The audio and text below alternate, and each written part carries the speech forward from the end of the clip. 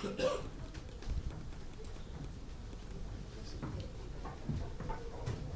I just hand out this already?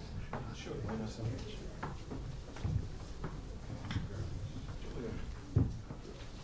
Dr. Ron.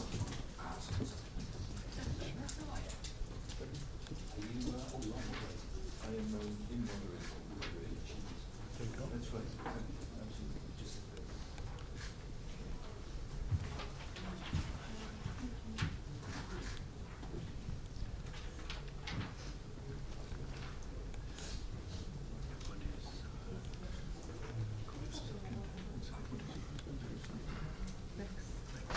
Ziak. it's a lot of consonants. My name is worth 68 points in Scrabble. Okay, got it. 7 letters, the Z, the X, the K. Wow. Okay, good. Right.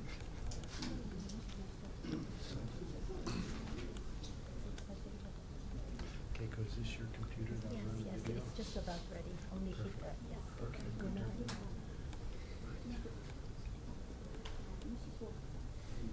I don't have anything prepared. you did practice. So we're just waiting for the Dr. Chopra to That's arrive. right, exactly.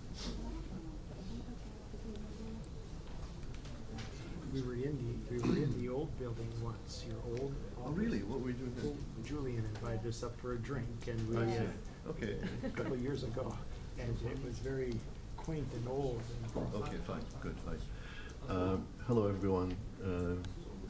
I think it's time to start this very timely news conference, and I will not take your time by giving a lengthy introduction, except to say that Rex and Keiko Ziak are involved in the return of objects of memory to bereaved families, and that this is a wonderful act of reconciliation and atonement, and I think it's very timely at this juncture when we are seeing historical revisionism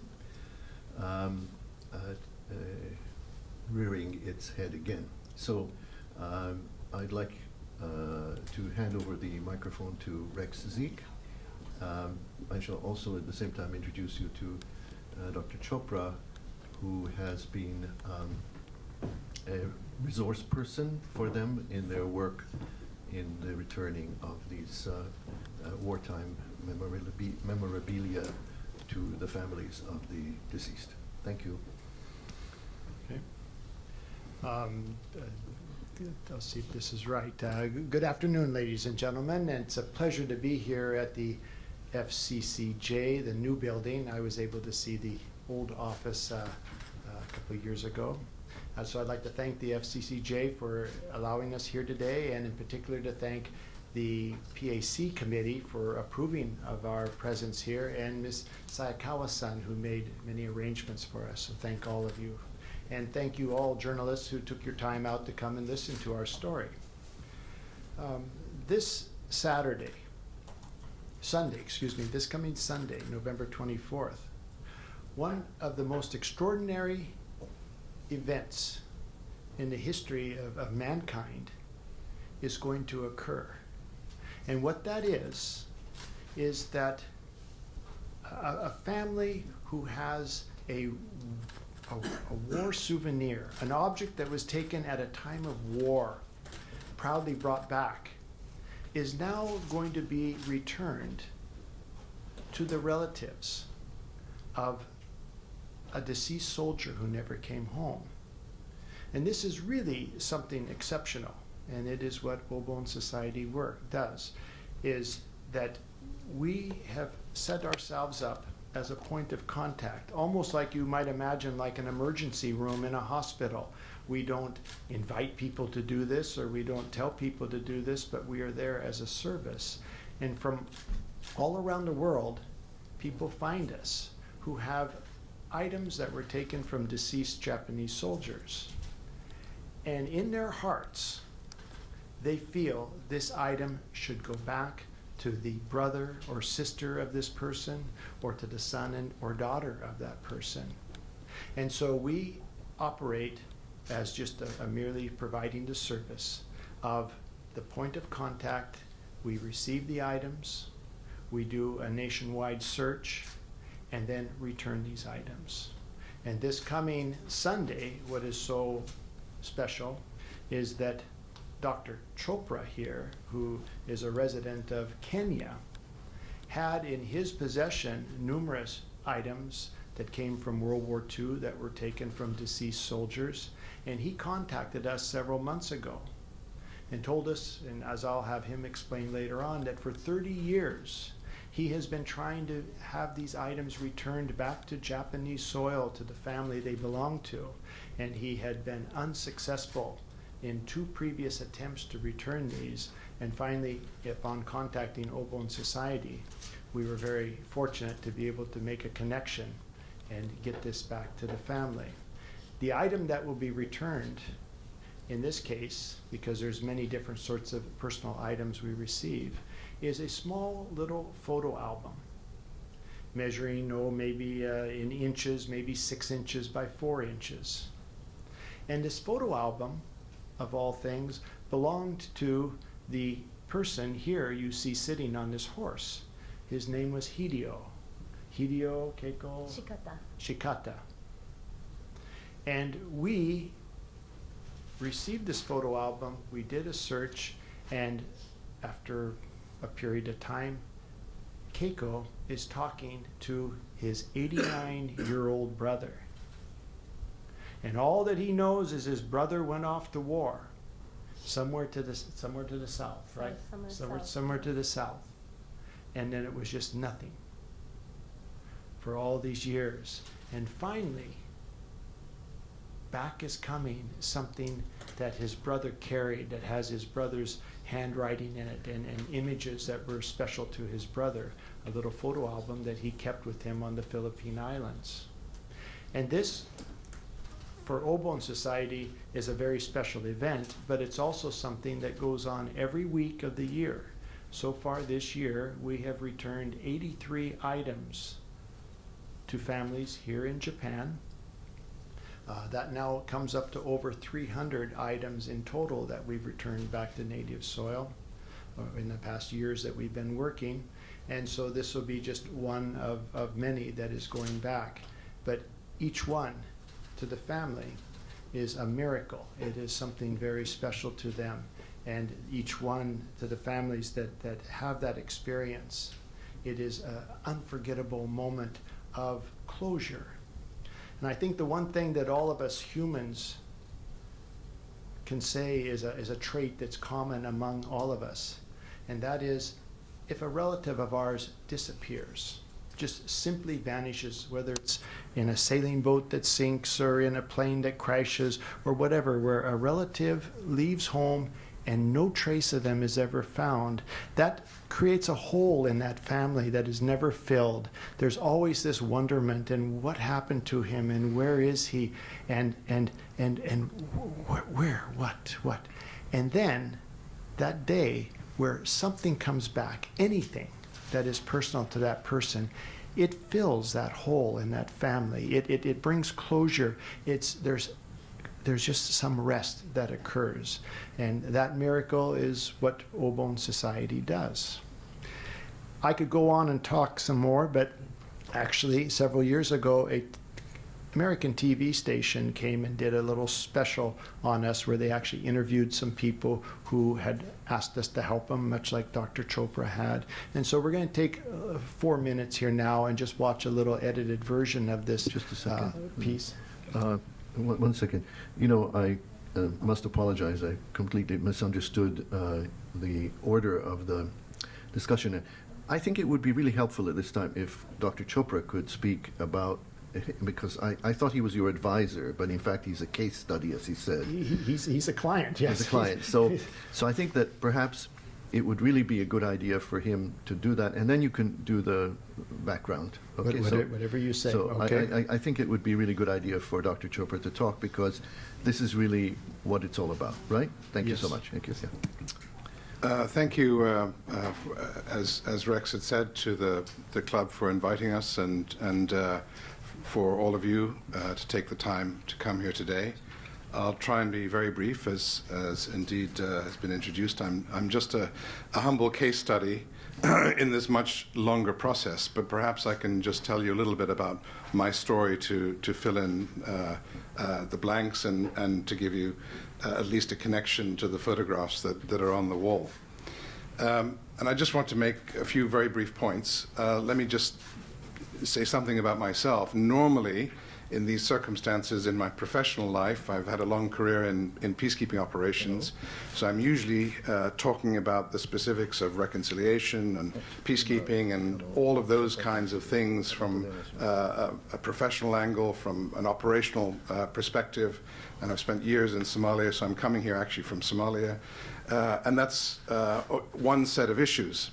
And it's interesting now, rather not something I normally do, to talk about more my personal side of the story, which does connect to those professional things because, of course, it has this reconciliation or settling kind of a story running through it. The road that I took to Obon Society, as Rex had mentioned, has spanned really 30 years. I think I've had this album probably for 40 years or more, amongst other things. But it was probably in the early 90s or the beginning of the 90s that there was that impulse, and I'll come back to what that impulse was, but that impulse to want these things to be in their proper place or in the place where they belong. And the problem was that there was no one to turn to. There was no address. It was not clear who would facilitate that. And my first thought in those days, and it was controversial obviously, was to turn to Yaskuni Jinja, because obviously that's the shrine of the war dead, and that's the obvious place to start asking questions. And that wasn't a very effective experience. Some more years passed, and then it was 1999, 2000. And eventually I contacted the Japanese consulate in Boston and said, look, I have these various things. Went up there and met with the consul general and the staff there. And they were sympathetic, but they didn't really know what to do.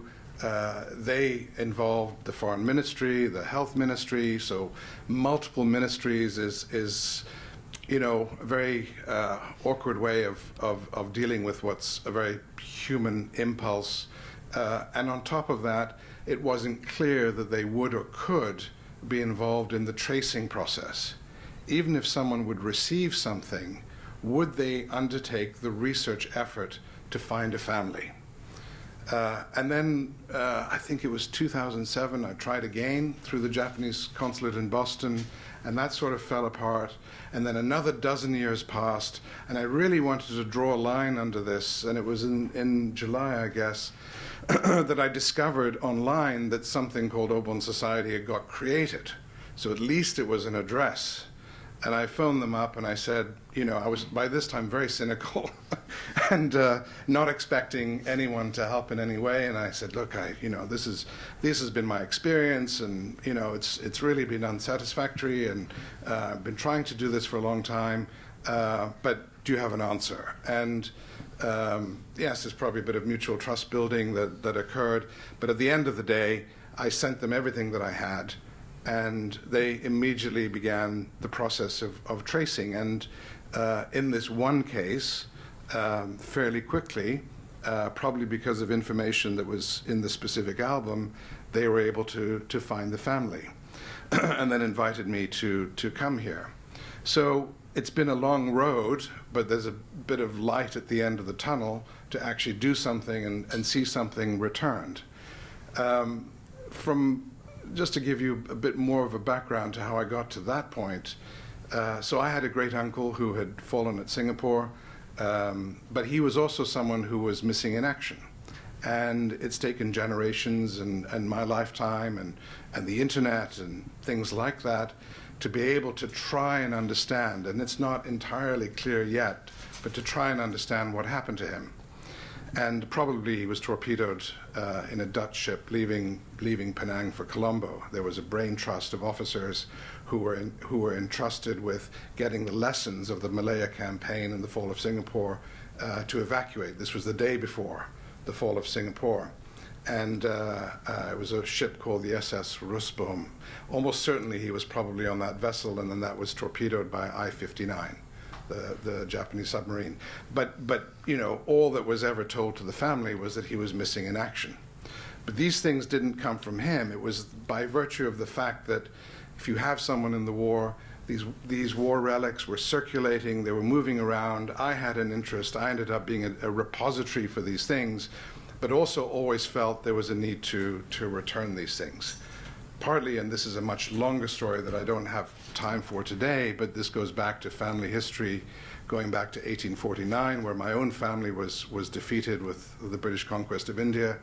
And then that produced personal objects of my ancestors that went missing in history, and in fact only last year have possibly found one of them.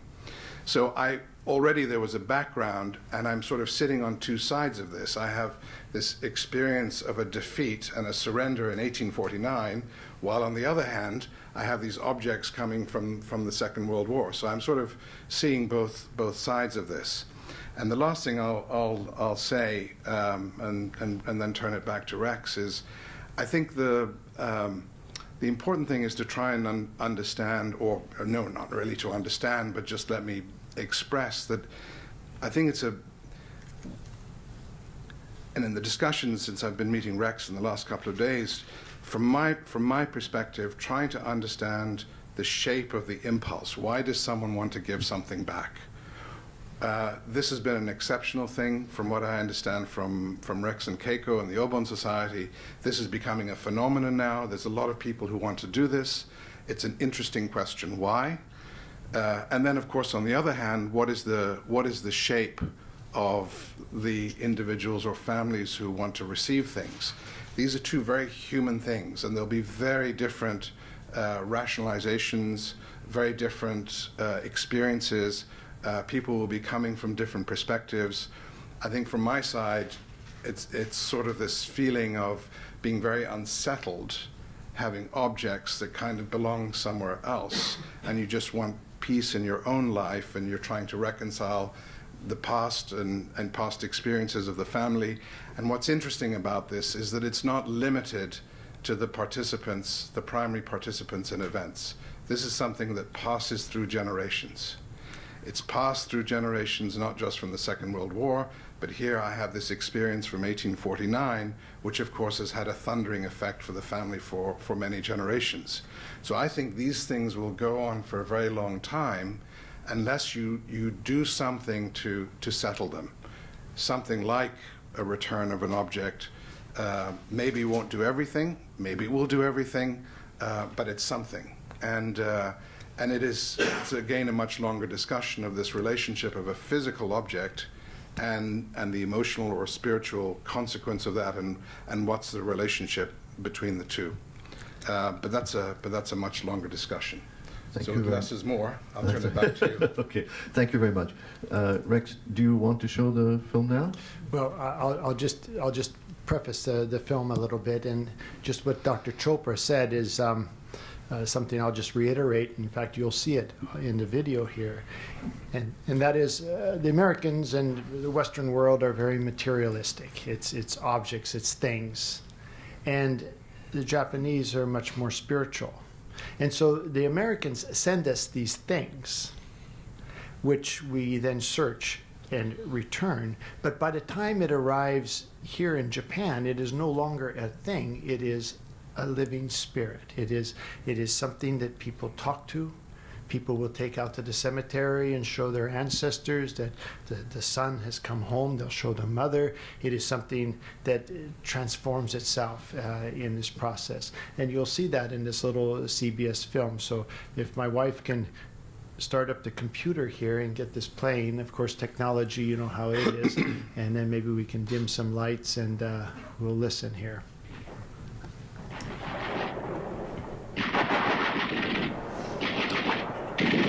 Glenn Stockdale of Billings, Montana, did come home.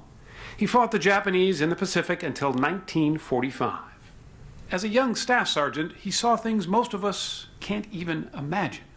And until the day he died, at age 84, kept most of it to himself. Never talked about the war. It just sort of, he just locked it all away. Yes. That's Glenn's son, Terry. What he knew of his dad's service came mostly from rummaging through his father's old footlocker. It was in the basement, so as kids, you go down and look at it and see what's in here, what's in there. Among other things, Terry found a Japanese flag, carefully folded, stained with blood, and covered in writing. Collecting them was commonplace. Pictures abound of U.S. servicemen posing with the flags. Known as a Yosagaki Hinamaru, Japanese soldiers carried them as keepsakes into battle, good luck charms of sorts, with wishes from family and friends scrawled around the rising sun. And nearing the end of his father's life, Terry suggested it was time the flags go home. What did you say to him? I thought it'd be nice to send it back to Japan. And what? He said no. Because? Must be the hate from fighting people and just war. I don't know what that does to individuals. I've never been there. So that's where things, and the flags, sat for more than a decade, until Terry heard another World War II vet speak of the flags. His name was Leland Bud Lewis, something that at age 95, Bud still doesn't take lightly. Why now? Why is it important, you think, to return the flags now? Well, it's a closure. You can't keep hating people. Inspired, Terry Stockdale packed up one of his father's flags and mailed it to the only place he thought could help. Keiko and her husband, Rex Ziak, run a nonprofit called the Obon Society. Terry Stockdale waited and hoped.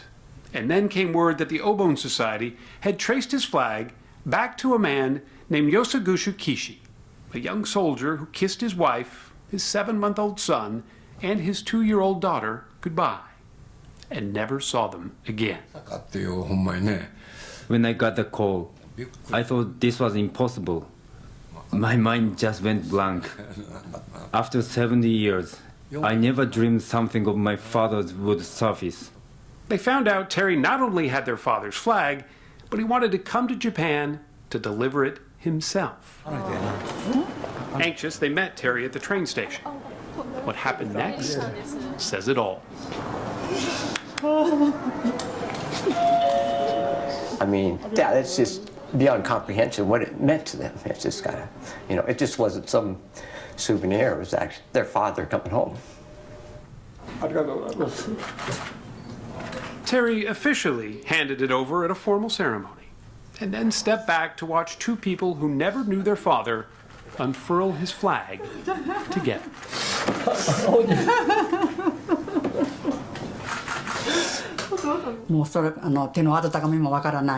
We don't know the warmth of his hands, the sound of his voice. I can't remember a thing about my father. And I said, "I'm sorry, Dad," to that flag. "I'm so sorry." The old saying, it's better to give than receive. It just feels so good to do something for somebody. As for his own father, well, Terry hopes that Staff Sergeant Glenn Stockdale is also finally at peace. He'd be proud of me. He would know it's the right thing to do.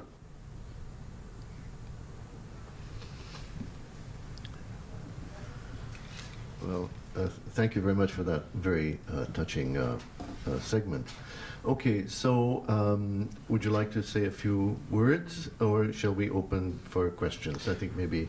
Well, I'll take a few moments here just to explain what you just saw. As I said, has happened 83 times so far this year, and over 300 times in total for Obon Society. And it's just one at a time. And what will occur here on Sunday in Kyoto with Dr. Chopra is he will return to the 89-year-old brother and maybe 84-year-old brother and an 82-year-old brother and a sister of this gentleman here on the horse, Hideo. It was his photo album. And that return back to that family, those three brothers and sister, will be the only memento that they have of their brother after all these years. But in addition to this, when you see these flags that you just saw here that was returned, of course that goes back to the Kishi family. However, all those other signatures on that generally are neighbors, people across the street, other farmers, business people all around them.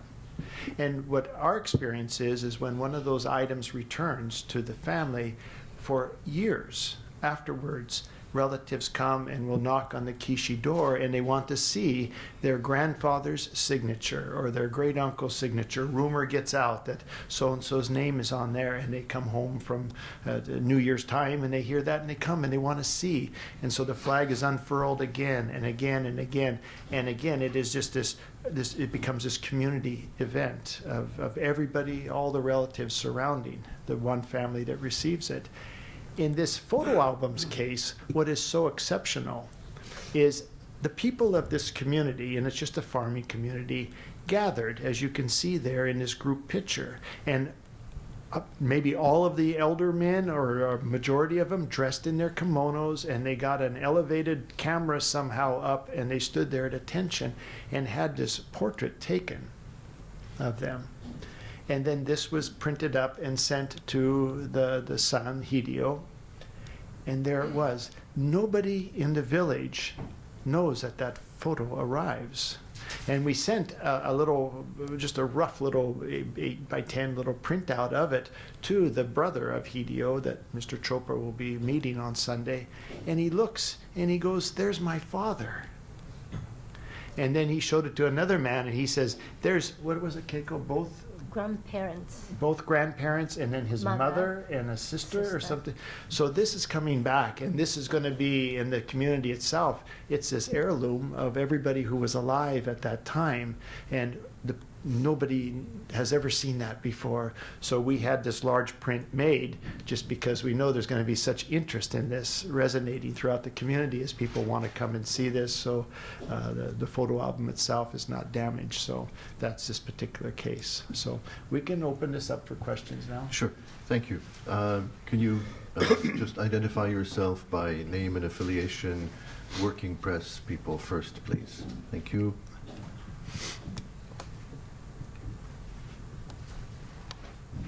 Steve Robinson from Stars and Stripes. Yeah, can you come up to the mic? Is that okay? Stars and Stripes.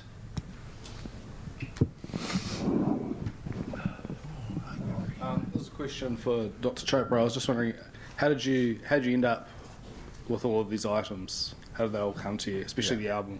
Yeah, that's what I was trying to explain before. In my case, as I mentioned, my great uncle had fallen in Singapore, so it didn't come from him. And although he was sort of a collector of things, not really of war relics or war trophies, but the people that he knew and the family and friends, who of course did have a lot of these things.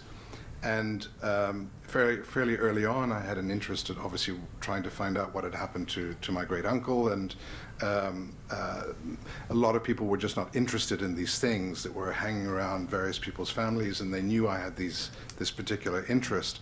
And so I ended up being this repository. People started giving them to me, and I obviously. I had this intention of returning them, but that was a very long journey. So it wasn't specifically for my great uncle, but it was friends and families who had collected this stuff and then just didn't want it anymore, and they knew I had this very specific interest, and so that's how it ended up in my hands. But I just, had no idea what to do with it in terms of returning it for a very, very long time. Obviously respected it. In this case, it's a photograph album. It's someone's private life, and you have some respect for that. And who knows, maybe cosmically that's why it came to me, because I was at least having some respect for it, but really played the role of a caretaker for many decades. It just was very difficult to know how to return these things. So I ended up basically taking care of them for many decades. Sorry, I'll just ask the follow-up.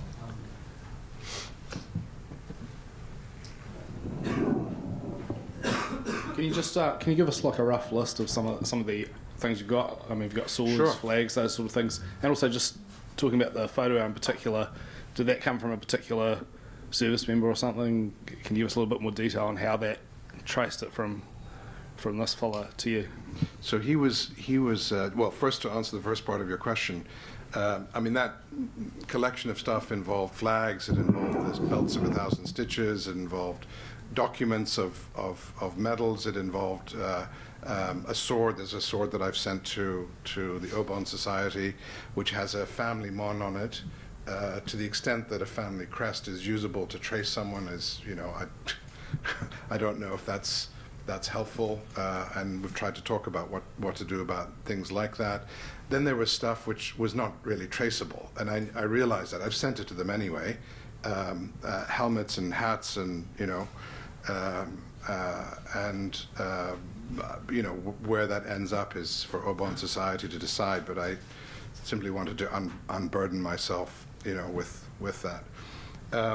If I understand the story, and I've now really have only understood from the Obon Society's tracing where this album ended up.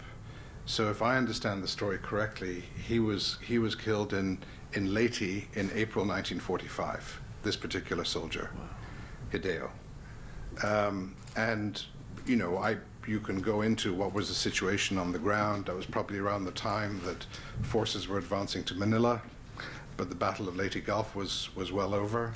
So, you know, what are the circumstances in which he was killed? What happened to that album at that point? I don't know.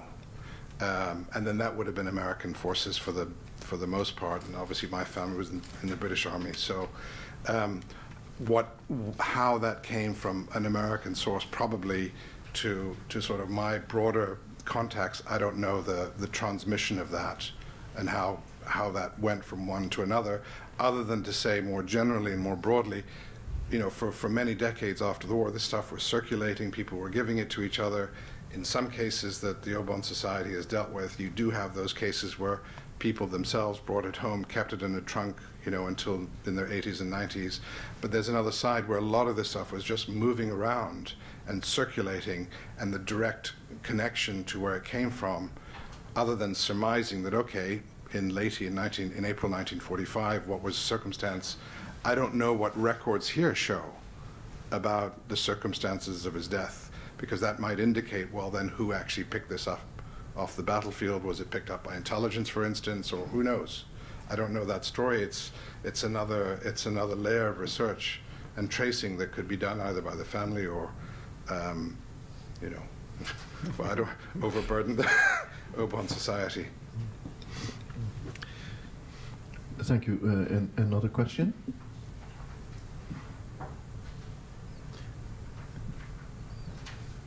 Yes, please, can you come up?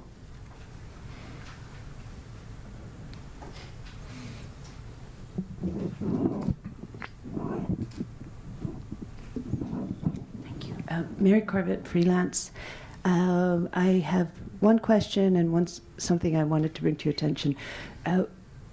So in the battlefield, if you find objects obviously belonging to the dead soldier, is there any legal question of ownership?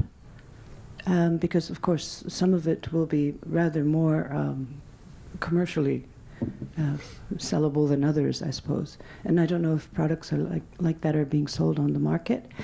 And the other one is I felt great serendipity when I saw your notice, because only the day before I had received a email from an old family, 100 years in Japan, but now the sons are living in the US, and their friend wanted to see if there was some way of returning a sword, I believe, that his father had brought back from the battlefronts. And then the next day we get this notice. So, yeah, it all happens, doesn't it? Yes. Well, with regards to the swords, we can give you our contact information and put them in touch with us and see what we can do about that. They're very difficult, of course. All of this is difficult. It's just different degrees of difficulty finding the families. And I got hung up on the sword. Her first question was about the legal ownership. legality. I'm sure Dr. Chopra will be able to quote it in perfect Latin, but what is it? To the victor go the spoils of war. The tradition was the winner takes all. The person takes it. I have heard that in the Geneva Convention or whatever, there were strict rules about treatment of deceased soldiers and all of this, but it was war. And bringing home a souvenir. I think, if I had to guess, since the earliest of times when people would go to war 500,000 years ago or 1,000,000 years ago or whenever, they would bring back the clubs or sticks or the rocks that the other people were using so they could use the weapons. And it probably began there, of taking things from the battlefield, bringing back their arrows and their knives. And but in World War II, it was widespread, and you had a very interesting situation where, in the Euro-American mindset, capturing a flag is very significant. Not only because it is the symbol of the leadership of the other side generally, but back when people used to charge each other with swords and shields, the flags was usually indicated where your commanding officer was, and it was a signal. And if you saw your flag going the other way, that meant it was a retreat and follow the flag. Or if the flag's in front of you, you know there's the front line. And so the flag was very symbolic, and if you could ever capture the enemy's flag, it would disorient the enemy because they didn't know where their commander was. And so here in World War II, you have one situation where you have Allied soldiers who are hardwired, looking to capture that officer's flag and bring it home, the greatest of all souvenirs. And on the other side of the ocean, you have a group of people who create a tradition or a little custom where they take their national flag, which is mostly white, and their love of calligraphy to write on that white field their names, their signatures, just comes together.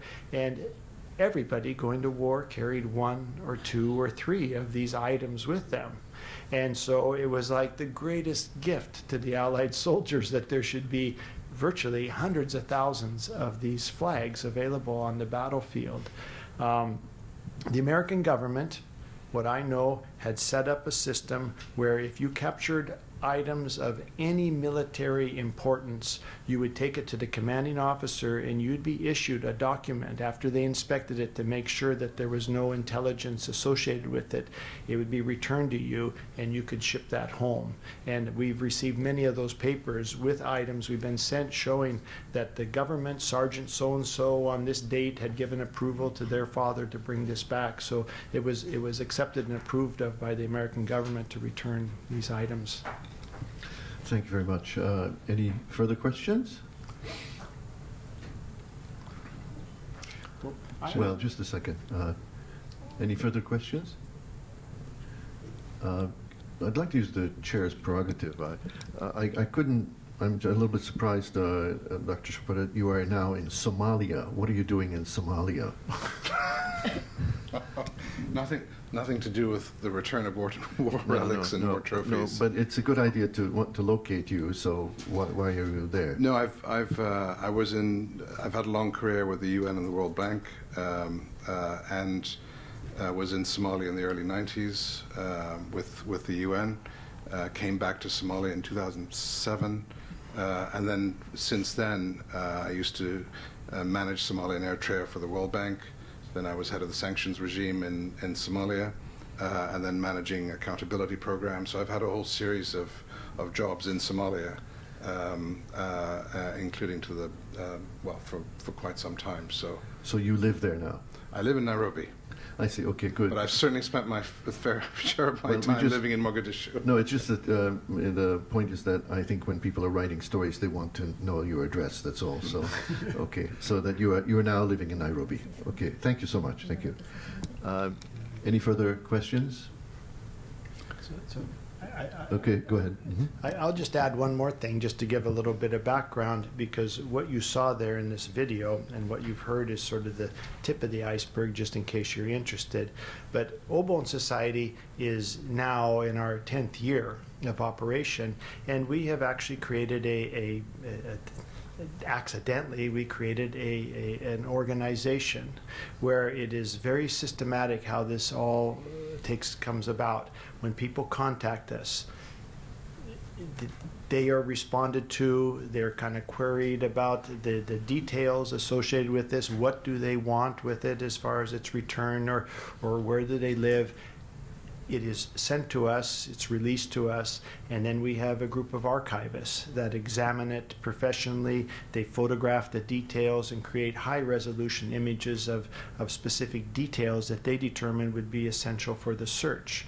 Then that information is put into a database, and that goes to a group of scholars who study this and examine it. And one of the biggest problems, of course, is the cursive handwriting that is used is not something that the average person can read today. It is a different kanji character.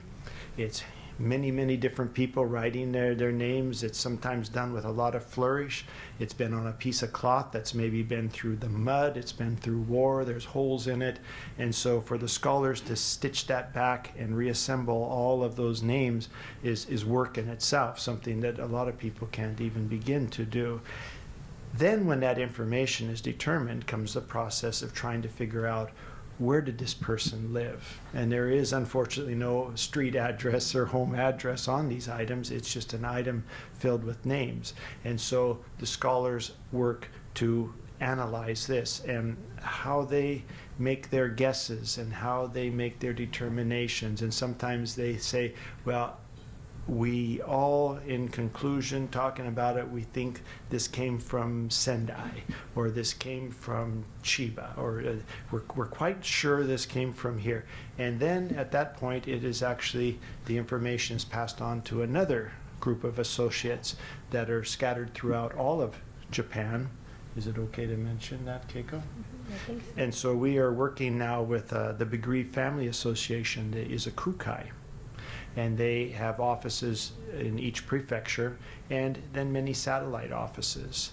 And so now in our cooperative agreement with them, they receive this information, such as the people in Chiba, and they look at it, and in some cases they may know some of those family names, and they may say, those people those families are on the other side of the lake. They live over there. And so then they can go and do the door-to-door search to actually find where the people live. And so when that is done, the information comes back to us that we've confirmed and made contact with the actual family, who they are, where they live, and then we reply back to the family who sent it to us. And we tell them this information, as we did Dr. Chopra, that we found the family. It's an 89-year-old brother. He lives here, and this is where it's going to go. Several years ago, what would happen at that point is, of all things, the Americans or the British or the Australians, whoever it is that we're dealing with on this case, would ask us, can I go and personally deliver it? Can I go meet them? And we suddenly realized, not suddenly, but over time we realized that we had tapped into a very deep and intimate area of reconciliation, of making things right, not just for the Japanese family, but as you saw this Terry Stockdale, for the American family. And well, the complexity of that and the difficulty is just unsurmountable with all these people. So what we concluded is, what we'd say is, well, what you can do if you're interested is you can write them a letter, and if you do, we will translate that into Japanese and it will accompany the item. Okay. And so, can I ask you a couple of questions? Is that okay? Sure. I think that you've definitely, told us that this is a very noble pursuit, and I think it's wonderful. Can you tell us who supports you, and I'm sure that there are many people who would find your work worthy of support in some way. Have you been able to find in the United States or in Japan people who think that you should carry this on and who would like to help you in some way? or is there a government agency or somebody who would like to help you with this? Because obviously this must be an enterprise that takes a considerable amount of effort and time on your behalf, on your side, does it not? Well, you would think. Keiko and I started this just by ourselves with our own time and our own money and savings, and it took years to even begin to understand what was going on and how to do this. The first problem being how to convince somebody to send us something, how to trust us that we weren't going to sell it or throw it away. And then the second problem would be, how do you take this one thing that was picked up on a battlefield 70 some years ago, Saipan or Okinawa or whoever, and how do you trace that back to one house somewhere here in Japan? I mean, nothing written on it. How do you do that? So we spent our time and our money trying to figure this system out, and probably for the first 5 or 6 years it was just under our own effort. And then some people, seeing what we were doing, would start to send us items, and they would include a little check of $50 or $75 that we could apply towards the shipping or to the email or whatnot. Now that has grown. We have a little microbrewery in Portland, Oregon that does an annual charity raise for us. There's actually a World War II veteran who passed away in Seattle, Washington, and he left a private foundation, and a little bit of that money comes to us. There's a Japanese American Friendship Association in New York that sees what we're doing, the importance of this, of just making things right in this post-war world that we still live in, and they fund us a little bit. And now, just recently, we have received word that the Izukukai, the Bereaved Family Association, is going to help cover some of our expenses for our shipping and whatever. Our people, our vast network of people, all work as volunteers. Keiko and I have never taken a penny of compensation in the last 10 years for our time, because there just isn't money, and that would get in the way of success. And so, but there's starting to become more of an interest in maybe somebody funding us. But what we are dealing with, of course, is one of the most difficult and complex relationships any two nations can have. When two nations go to war and the citizens of one nation kill the citizens of another nation and they fight, that creates scars and hardship and feelings and stress that takes a long, long time for people to heal from. And we're still in that healing process. And so it isn't just wide open where everybody wants to support us. Okay. Well, can I just add? sure, go ahead. We are the 501c3 Oregon-based non-profit organization, so that we work as a non-profit organization. It is always difficult, and then we are fundraising in order to do a proper effort in order to make this happen. And Rex and I, along with other associates and volunteers who believe in this mission, we figured out what is the most efficiency, and we do care both sides of the families. That's what we believe in, and then we do that.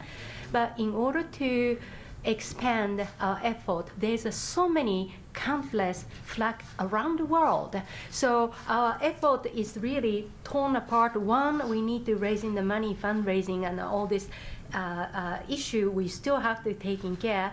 And then one side we are very good at and taking care of the family returning process. So if anybody who have access to fundraising, and that's what really we need. So it's not luxury, somebody government supported an organization. We merely get started at, even though we said 10 years past. This is what we see. It's just a starting point of people recognize we have enough evidence to prove that this is not the bad things. People need more help.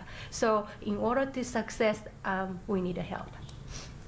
Okay, I have to apologize for bursting out. I thought that you owned the brewery, so No. and that you were supporting it from the Yes. proceeds. No, that would probably give you quite a bit of working capital if you did that. Just a thought in case. So, anyway, hi, Dozo. Please go ahead. Yes.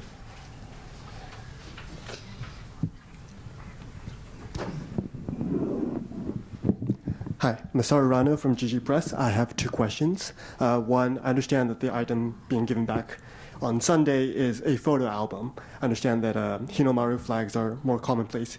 Is it the first time for you to return a photo album, or is it common or not common? And the second question is, Hinomaru flags have signatures, so it's fairly easy to identify who signed what. But for photo albums, I understand it might be slightly more difficult to identify who is on that photo album. So how does that process work? Yeah, the album is not the first case we return in the previous years. We are able to return photo album and pictures and postcard and the family letters. So any related to personal item we are able to return, but our main focus is Yosegaki Hinomaru. But anything related to, again, the personal item, and if anything traceable, we try our best to find the family. And then for your second question about this particular album, actually there's about 20 pages of the photograph, and then one particular newspaper article was inside of the album. That was the biggest clue we are able to trace back. So Very that remarkable. paper was a local paper. Yes, very, very remarkable regarding the Prime Minister Tojo commended this young soldier of the Shikata, and then that's praising about his parents. So that was a clue. Very remarkable article. Now, seeing as he's on a horse, he's obviously an officer, right? He was an officer. We don't know that. What Keiko was meaning about this newspaper clipping that's in this album is quite extraordinary, because what we've been able to piece together is he was on the Philippine Islands, and Prime Minister Tojo went there kind of on an inspection tour at some point.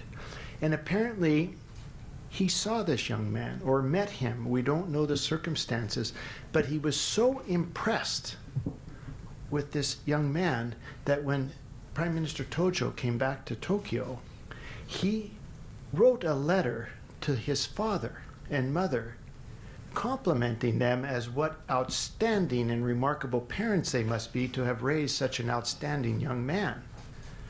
And so here's this little article, and Keiko starts reading this to the 89-year-old brother, and he goes, "I remember that. I remember the day the letter came from," and my father, who was just a carpenter, is just like stunned.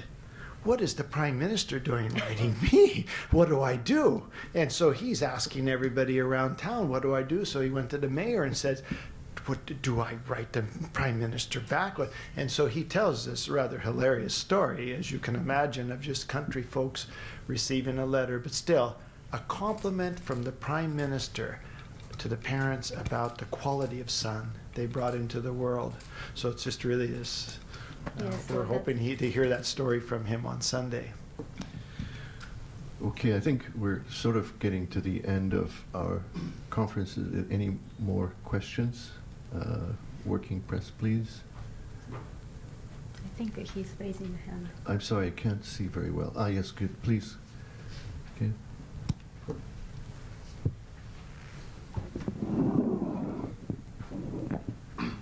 Just a quick question. It's a few specifically to Dr. Chopra. Is what motivated you personally to see that these are this photo album or other artifacts to be returned? Yeah, I think that's an important question, and that's where I left my remarks, is trying to understand the shape of the impulse of the person who wants to return something, and the shape of the receiver, and the shape of the emotional state of the receiver. People will have different motivations. People will use different words, maybe sometimes describing the same thing. So I'll use the words that I would use, and I would say that the real motivation was this feeling of unsettlement, if you like, that you have these objects. Here it's very personal. It's not impersonal like some other objects. Even the flags, though they may have signatures, here you're seeing someone's face, for instance. So it's a very personal thing. And I think in the whole issue of war trophies and war relics and returning things, there's a distinction to be made between what are personal items and what are public items. And when you're in the realm of personal items, you know that something has belonged to somebody else. And so you feel that it's out of place. And you want to give that back to the place where it belongs, which is, yes, partly for the family to be settled, but it's also for yourself to try and find some peace and some calm and some stillness, because you're carrying this thing which has been removed from violent and tragic circumstances. You're carrying this piece of tragedy with you, and at a certain point, all of that accumulates, and you want to say, you know what, it doesn't belong with me. It belongs somewhere else. It should be in its rightful place. And that's probably what carried me through 30 years of saying, oh, this has to go back somehow. I don't know how. I don't know, there was no path being illuminated, but in fits and starts over time, finally there was an end. So the best way I can describe it, and it's an emotional thing, or it's a psychological thing, or you may use a spiritual thing, that somehow you feel it's in the wrong place and it should be in the right place, and you're looking for some order in the universe and some peace and calm all around. Thank you very much. That was a very, how can I put it, uplifting way to end the conference.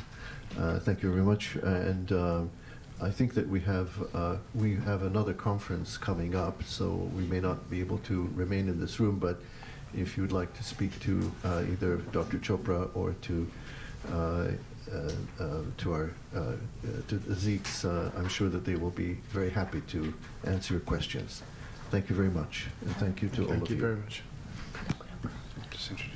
Well, I have to, one more thing. You asked me about the funding for this. The gentleman walking there, his name is Kudo, and he's been with us he's from Since Hokkaido. 2013. 2013, and he's part of the success. He's one of a group of people who work tirelessly. He's a carpenter professionally, and in his spare moments, he is one of the scholars who tracks and connects dots to find these families, and they all work together in this teamwork. And so Kudo is part of the reason of our success and how we do this on just a shoestring. So thank you very much, Mr. Kudo. The hero of the front line. Yeah. Thank you. We'll be around here, so if anybody wants a little one-on-one conversation or whatever, if we can find a place to sit somewhere and talk, we'll be happy to answer more questions or details or whatever you may have. So thank you so much for your attention. Thank you. Thank you.